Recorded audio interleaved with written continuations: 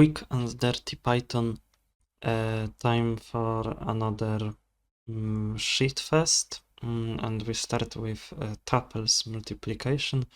So basically Python has tuples, and you have a task to multiply all values inside. And unfortunately, Python does not have cool iterator tools, or at least ChatGPT doesn't know about them, because I know some programming languages have well nicer ways of doing this. But anyway, today's programs are very simple, and one is very not simple. But let's start with the simple ones. So tuples multiplication, very easy. We take the input and then we make an accumulator for the result, and because we are multiplying, the initial value should be 1, and then for everything in the input we multiply the result into it, and then we print the result. So a very simple one. Here there was a hint to use eval.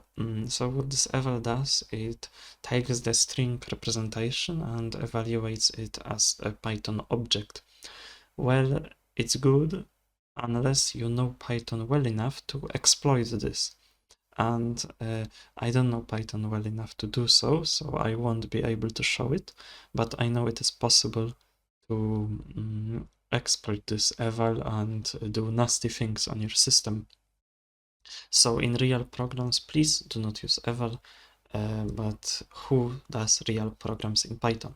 Anyway, next we have palindromes. So these are words which read the same from the front as from the back.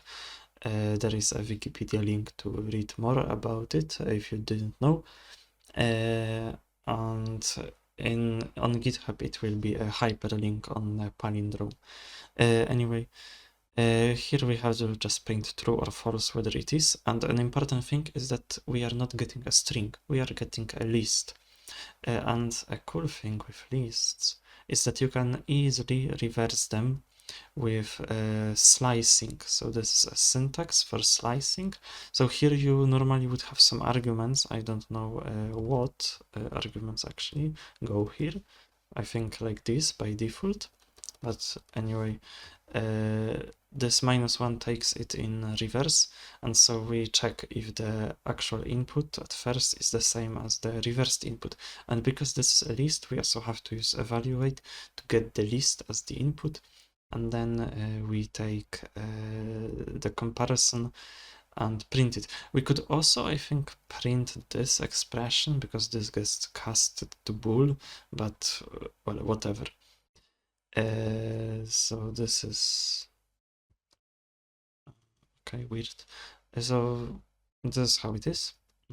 Next up, we have a key search. So this is also a very simple one. We have to look for keys in a dictionary, and here we get input format, what we get. So as an input format, we get a string representation of a dictionary, and then a number or a value to search for, separated by a comma. So here we have to do some gymnastics to get this all out. So we take the input as a string, and then we destructure a tuple. So we take input and reverse, this R means reverse, we reverse split with a comma and white space, and we only split once. Splitting once means splitting into two parts, and so Python knows that this is a tuple, and we immediately destructure the tuple into the dictionary we want and the search key search value we want. And here we put evaluate on both. So on dictionary we do evaluate because it's a dictionary, so I don't know any other way to do this, well, for at this point in time. And then search, it is the value, and so because dictionaries can have any value in Python, I also use eval to get the type inferred. And then we take a result, so it's a list because we want to list the keys. And so we iterate over the dictionary. This is a thing, you cannot iterate over a dictionary like this. You have to iterate over items, so a key value pairs. I don't know why it is like this in Python by default, but whatever. And then we check if the value matches our search, and then we append it to the list and then print the list. Very simple. Next, we remove duplicates from a list. And this is where a bit of advanced stuff happens. So I put a hint, use list comprehension. So this is not necessary, you can do it normally. But ChatGPT gave me, well, I asked ChatGPT to use comprehension because I wanted to learn this thing because it can be used to write nasty one-liners for people. So what do I mean? I mean, this is all the code in this program. And it's a one-liner, which is hard to read, but I will talk through everything. So first we take the input and we evaluate it because it's a list. And then we create an empty list for the output. And then we do this. So what this means, we append I to output. So what is I? I is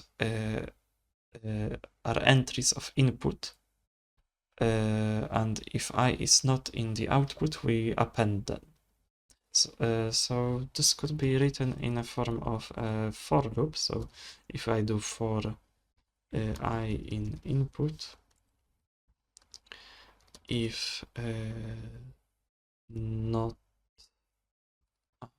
I not in out dot append I.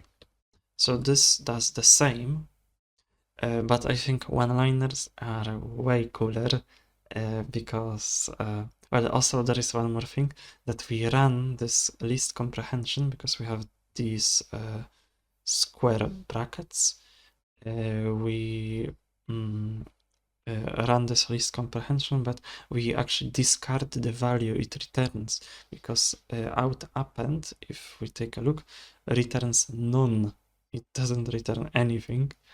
And so we discard this list we create because this is basically a list of nonce, and we run it only for the side effects, which is even cooler because we can shit on Python more. So this for loop I will keep as alternative, and this will also be on GitHub. So in case someone does not want to put a one-liner, then we can have this for loop, and it prints the output. That's self-explanatory.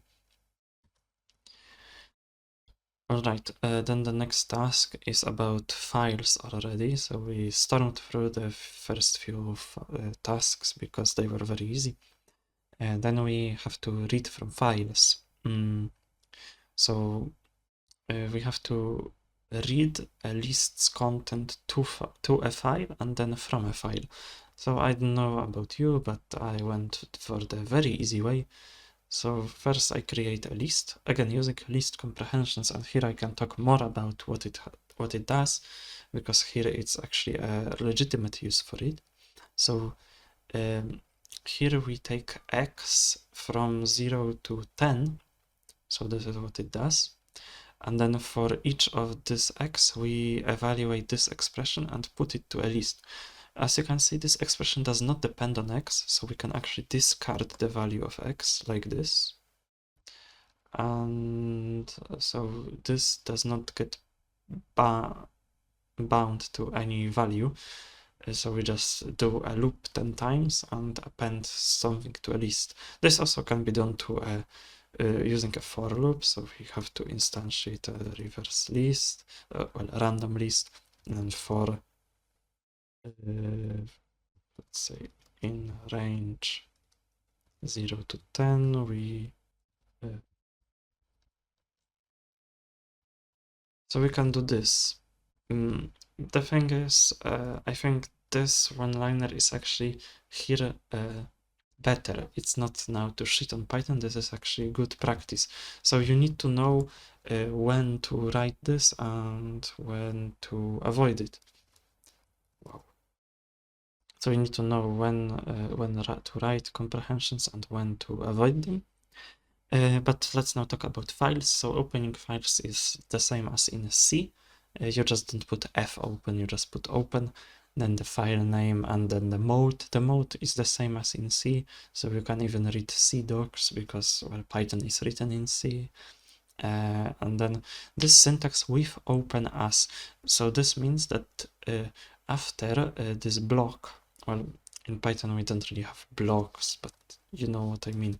If we put here braces, then you can treat about block. Anyway, if you have this, then after the indentation ends, so when the block ends, you discard the value of file, and with that it automatically closes the file. So because then if you don't close, then I think you get a memory leak, although I think Python has a garbage cleaner, so you don't get a memory leak, but I don't know, and I do not want to know. I don't give a shit. Then I print so in this file, I use a write method to write a string representation of list. So this writes a string representation of list, and if you don't know how it looks like this. So you get brackets, and then you get the numbers. And then I print also that I saved it. And then I also open it and then evaluate. So file.read. So here I open it with the read flag, and then I use file.read. And what file.read returns? It returns bytes, not a string. Why? I don't know. And because it returns bytes, then why is there a distinction between read binary and read? I don't know. So this is a weird thing, because for example in C there is a difference between read binary and read, but only on some operating systems. And because Python is supposed to be the same on all, I don't know. But if a file.read returns bytes, then we have to turn it into a string and then evaluate the string representation. And because we have saved a string representation of a list, evaluating it will also yield a list. And then here we have from read file found this list. So we can actually run this if you do Python read file. So saved random list like this to this file, and then we can also verify that this is the same because it changed to here. So this works very smoothly. There is no need to do any fancy parsing or saving it separated by commas or separated by semicolons, whatever. Just go with the least resistance when doing Python. Alright, then we have word frequency. This will be a nice video soon, but it's about finding the frequency of words in a text file and then plotting the results using a bar graph. So here we have word frequency.py, and we use matplotlib for graphs, quite obviously the most popular way to do this. So first we open a file and read that file as a string and save it to a variable. This file is actually an explanation of some previous program by ChatGPT. So I just copied and pasted it to test if the word frequency works. And so I take words.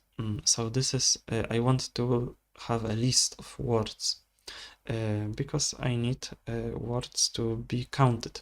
So I take the text, put everything to lowercase, Then I use this translate, and I actually need to read more documentation about this if I want to make a future video about this word frequency. I have like something in mind, interesting at least. But this basically is what ChatGPT gave me to return a list of words from a text. So I just copied and pasted it. And then I split, and by default it splits at white space. So I split every word. And then I create a dictionary. And then for every word in words, this is something we already had. So if the word is part of this dictionary, I increment its value. And if it's not, I insert it with the value 1. And so this is how I iterate over every word. That's how I count it. And then I make a bar plot with the keys, so the words as the x-axis, and y-axis the amount of them. And then I put the x label, y label, and the title, and I show the plot. So with this plot, now I will switch the screen so you can better see. And now with the switched screen, we can check word frequency. We run it, and we get a matplotlib graph. So it's not pretty, but it was not supposed to be pretty. Next task, we have a pretty graph to make, and it's quite laggy when you resize. But well, the most frequency we get is 5 at, I don't know what this word is because, well, I do not have any power to fix it. So we can close this figure, and as you can see, the Python program ends. And so we can go to the next task now, and things start to get a bit more interesting from now. So we get a zero division error. So Python has exception handling, just the same way that in C++ you have a try catch block. Here you have try exception block, and everything else is basically the same. And so I asked ChatGPT how to handle a zero division error. I think I copied this, whatever. So I copied this, and I also then later wrote this, how the input is given. So we have a comma separated input, and then we divide it. So it would be better to look at the program itself. So we take the input as 2 strings, because we take an input as a string, then we split once, and it doesn't matter reverse or forward because we only expect 2 numbers. So if we do this, then the program will crash anyway. But you split at a comma and a space, then you split only once, so you get a tuple with the numerator and the denominator, and then you try to divide, and if the division is successful, it will print. And we also have to evaluate because we do not know the types. These could be integers, these could be floats. So we use evaluate. And then if we get a zero division error, so this exception, then we print that division by 0 is undefined. So that's how you do, instead of catch, you just do except, and then you have a few exceptions. If we follow this, yeah, here we have a few other system errors, type errors, so we can catch all these weird, errors if you wish. Right. So the last one is the most interesting one, and it's about CO2 emissions. Okay, the last task for this video is about CO2 emissions. It's the most complicated one of all, and so for this you actually get a comma separated file here, CO2 emissions. So this is the raw file, I did not edit it. So you get an index number, and it's separated by semicolons, because here someone thought that separating thousands by a comma is a good thing. So even I had, at first I didn't notice it, and I just imported into LibreOffice to check what is this, and it's separated wrong. But now I found why, so you have to be careful to separate by a semicolon. And then you have here the tables.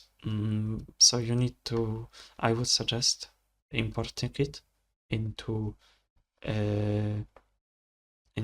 like LibreOffice and look at what this data is, and then working with this, write your program. But how I did this one? So we go to the very top and we import matplotlib because we have to make some graphs. This I didn't read the task, but you have to visualize the data in at least 2 different types of charts. Typo. So I did a bar plot and a line plot. And I think you can visualize just the emissions, but I did some more advanced stuff to show off, and then save it in 3 different picture formats. So if you didn't know, you can save the stuff from matplotlib to a picture. Anyway, let's skip the CO2 data and actually talk about the program, and then we will come back to CO2 data. So in the very beginning, we check if the OS path exists. So the emissions file exists. So if the file does not exist, we print that it doesn't exist, and we exit because we do not want to read non-existent files. I don't know if I think Python crashes if you read a non-existent file. And then we take lines. Why?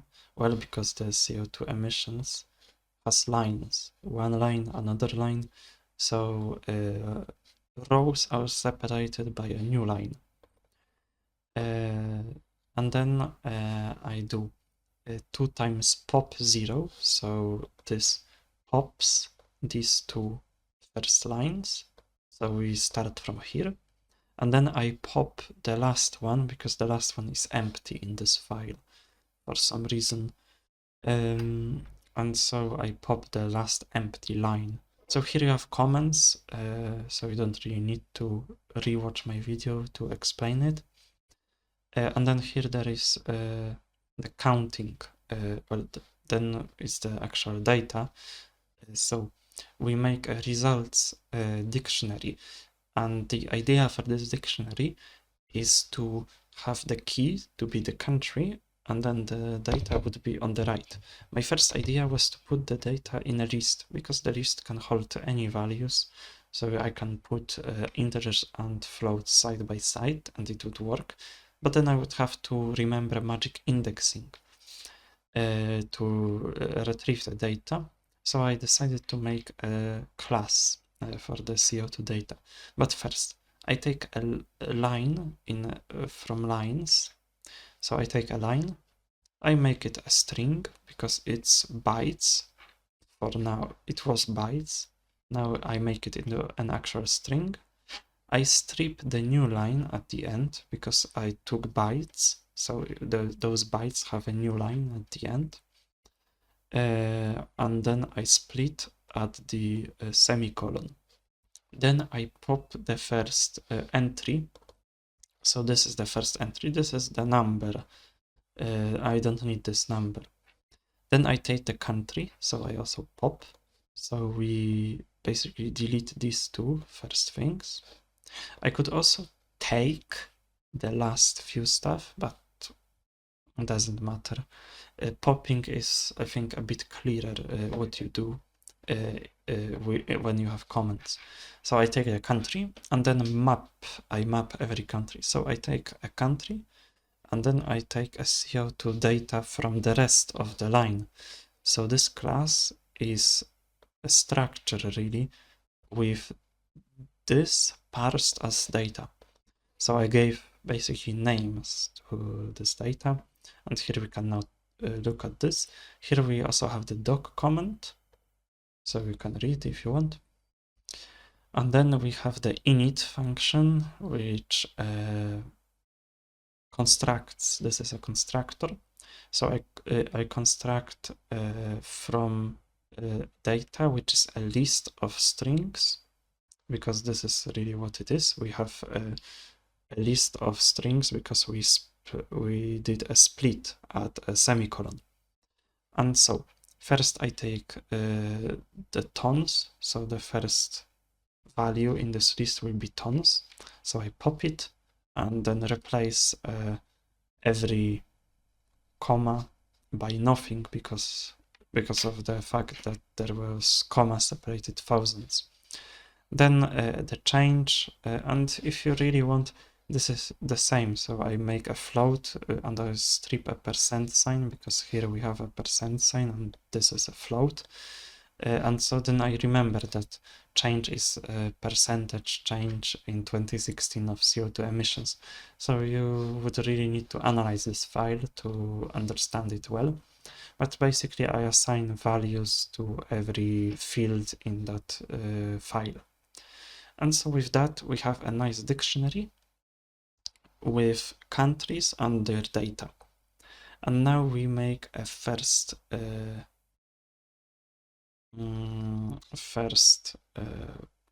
plot, and it's not a pie chart, it's a bar.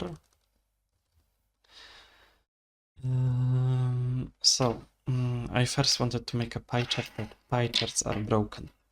So I take countries as a list of keys. So this would be the X values. And then I also append others because I want to show that these countries are not all the emissions there are in the world. So I append others. And then I take emissions. Again, I use list comprehension. And this is actually, I think, the best way to use list comprehension and why it was created. So I create a list of share. So this is share, or this is percentage of emissions in the entire world. So I take this share for X in the values. So I basically take the share for each country here. And then I append additionally the rest, the other countries' share, so 100% minus the sum of percentages before. And there is a problem. I do a double print statement. If you want, you can read this, but Python, for some reason, can't subtract these floats. I don't know why. And so I fix it with rounding, so I pop it after the printing to show that it is not what you want. And this is consistent, that you get this rounding error. Then you pop, then I pop this value, and I append again, but rounded to two places, to two decimal places. And then I print again to confirm that it is what I want. And here it's a plot. So ChatGPT is actually good at making plots. So just tell it to make a matplotlib plot of what you want, and it will give you everything. And then you just would tweak these figure size values to get it to what you want. And then after this, I save it to files, so there is a save figure. I found this actually myself in the documentation. I didn't ask chat. And I save PNG, PDF, and WebP just for the lols. No one likes WebP, and I think this would be a good way to manifest my hate for Python. And then we get another list, and again, on the code, I will explain that I take the countries as a list, and then I take tons as a list and a population as a list. And then I make two subplots. So ChatGPT is also good at making subplots. You just have to write the prompt well. So I make one as a bar plot of countries and tons of CO2 emitted. And then I make another, this time a normal line plot with countries and their population, so you can see where the population is. So the bigger the population, and the less the emission, the better. So I will show what I mean just in a second. Then I save those figures and display that stuff. So this file has comments, so it's not that bad. So we will do Python CO2 emissions. And this is what I was talking about, the rounding error. So you can see it's 21.5199999 and 6 at the end. Had this been a 9, maybe this would have rounded, but I don't know. And here it's with rounding. Now I will swap the screen, and here we have the figures. So this is the first plot with the percentage share. So you have nice labels here, and these are top 20 countries, and then the others do this much emissions together. So we can close this one, and we have a second figure, and this is the bar is the tons of emissions, and the line plot with the dots is the population. So we can see, we can compare, for example, Indonesia and Brazil. They have high population but low emissions, and for some ecological freaks, this would be some sign that these are very good countries and very clean, but well, you judge on your own. This plot also has a problem that it has two axes, because China and US and India have such a big population, especially China and India, that here you didn't see this up. It was all flat if you put it on the same with CO2 emissions. But I think if you put it on the same with CO2 emissions, you actually see the correlation of the population to the emissions. So if had this been on the same axis, if the dot of the population was below the bar, then it means one person is doing more than 1 ton of CO2 in a year. And if it's above, then it means many people, but they don't make this much pollution. And so this is what I was thinking about. And if we close it, we can actually do the directory listing, and we also get these files. So I won't be opening this because this is what we got. Or maybe I will maybe open. So here we have PNG. So this is the graph we had previously, and it's nicely formatted. And then we also have it as PDF. And I think the PDF would be the best one because it has actual text, so it's a vector. You can also export to SVG, but I don't want to render the SVG every time I turn on, well, every time I make a graph, so I didn't do it. 3 formats it is, and that would be it. That's it. Very hard, quick and dirty Python. Dirty, yes. Quick, I think I was quick enough this time. Last time I think I was talking a bit too much. And well, that's it. Again, ChatGPT, the most powerful tool in Python. And well, there's not much else to talk about. If there is a tool which makes Python scripts for you, you just ask it, and then you learn Python enough to know how to edit it. And that's it. So with that, it's goodbye from me for now, and see or hear you next time.